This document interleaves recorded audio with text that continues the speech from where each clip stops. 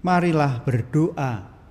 Kita satukan doa-doa kita dengan doa gereja.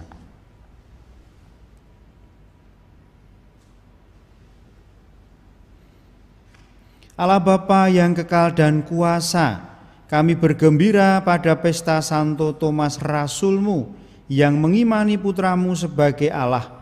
Semoga kami senantiasa dilindungi olehnya dan kelak memperoleh kehidupan bahagia karena percaya akan nama Yesus Kristus putra-Mu, Tuhan kami, yang hidup dan berkuasa bersama Diko dan Roh Kudus, Allah sepanjang segala masa. Amin. Kamu dibangun di atas dasar para rasul. Pembacaan dari surat Rasul Paulus kepada jemaat di Efesus. Saudara-saudara, kamu bukan lagi orang asing dan pendatang, melainkan sewarga dengan orang kudus dan anggota keluarga Allah.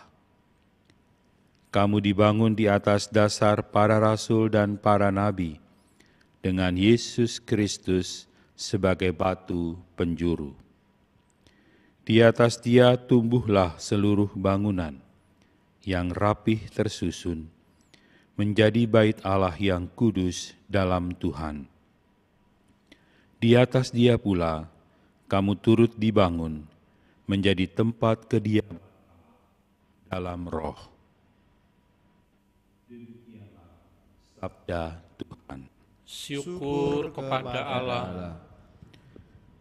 Pergi ke seluruh dunia, wartakanlah Injil.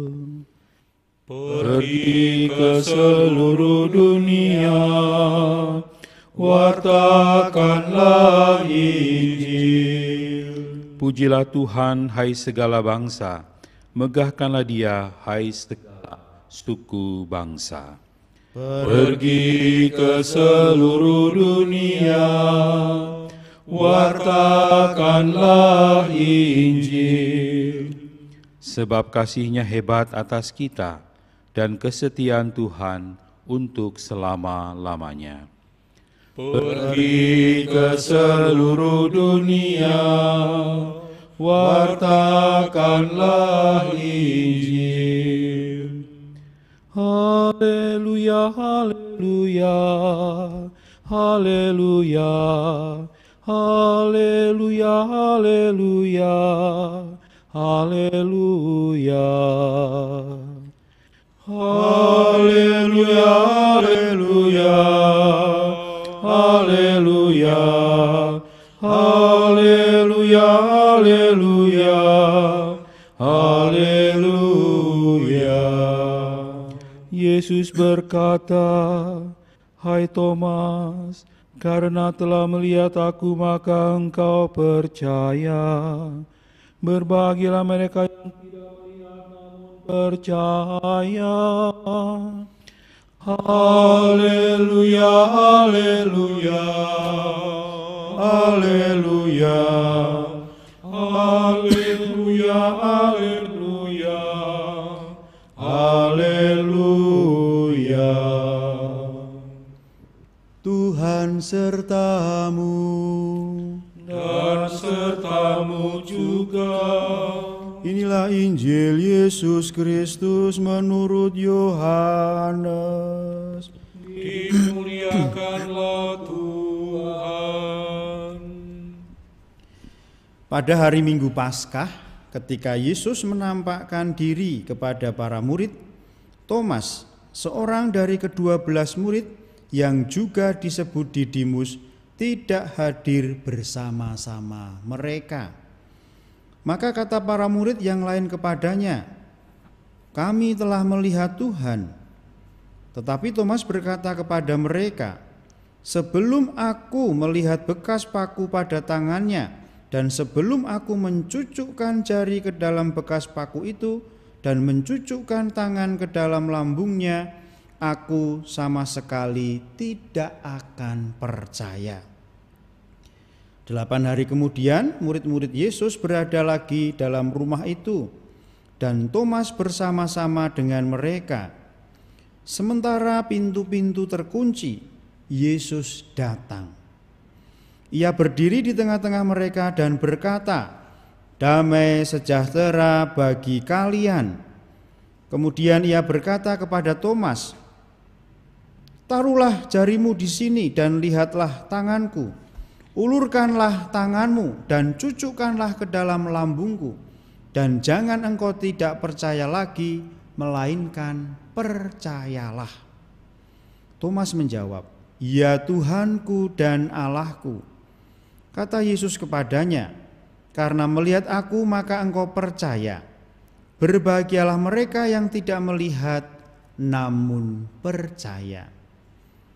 Demikianlah Injil Tuhan. Terpujilah Kristus.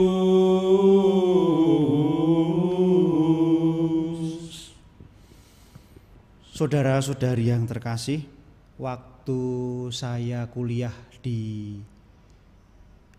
Fakultas Teologi Weda Bakti, ada satu mata kuliah Kristologi.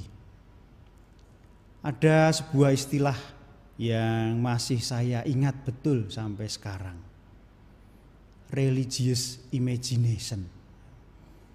Pengertian sederhananya adalah pengenalan kita akan Yesus Kristus harusnya membawa perubahan yang fundamental dalam cara berpikir, bertindak, dan berperilaku dalam hidup sehari-hari.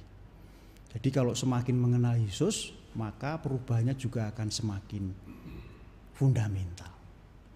Analoginya atau contohnya, ada beberapa contoh yang akan saya sampaikan. Yang pertama dalam keluarga. Pasangan suami istri, kalau semakin lama semakin mengenal pasangannya, oh ternyata suami saya ini seperti ini ya, istri saya seperti ini, maka kalau saya berhadapan, bertemu, saya akan seperti ini misalnya. Atau orang tua yang memiliki anak lebih dari satu, A, B, C, masing-masing memiliki karakter yang berbeda. Orang tua kalau dengan si A, karena tahu karakternya maka saya akan begini. Dengan si B saya akan begini. Dengan si C saya akan begini. Karena mengenal beda. Atau di Wisma Keuskupan komunitas, ada Bapak Uskup, ada Romo Edi, ada Romo Arya, ada Romo Doni, dan sekarang ditambah Romo Wito ya. Ada saya. Begitu dulu saya masuk, saya belum mengenal karakter masing-masing pribadi. Tapi begitu saya mengenal Romo Arya, wah, beliau ini kan lemah lembut, rendah hati, tidak sombong, rajin menabung karena ekonom.